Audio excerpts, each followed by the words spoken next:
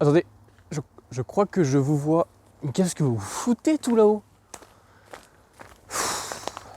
Tout en haut d'une butte, quoi. Non mais quelle idée.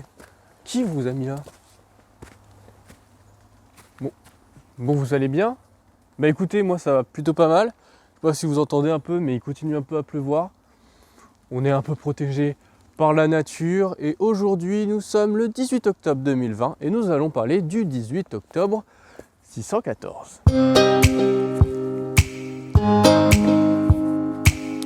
Aujourd'hui, nous allons parler de l'un des points de l'édit de Clotaire II. C'est assez intéressant au niveau du droit des femmes. C'est une toute première évolution. On est loin, très très loin de la perfection, mais ça évolue légèrement. Et cet édit va entre autres dire qu'il est interdit de faire des rapts sur des femmes.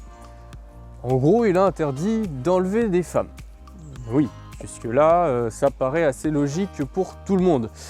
Mais à l'époque, il était du coup autorisé d'enlever les femmes pour ensuite les demander en mariage. Ah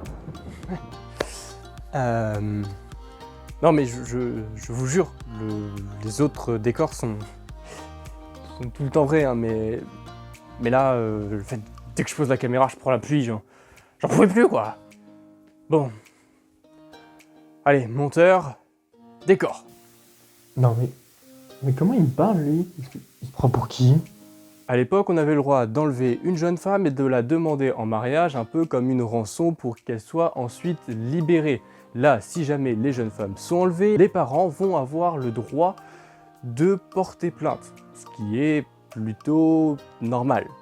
Il existe les rapts où les jeunes femmes ne sont pas consentantes et du coup se font enlever, mais il existe aussi des rapts où tout simplement les deux amants décident de partir par eux-mêmes sans demander l'autorisation aux parents et donc sans se marier avant d'avoir par exemple un rapport. Si jamais les parents se rendent compte de cette disparition, les parents ont le droit de porter plainte. Si jamais on retrouve les deux jeunes gens et que c'est un rapt consenti et qu'ils ont été retrouvés dans une église, eh ben ils vont devoir s'exiler et payer une amende.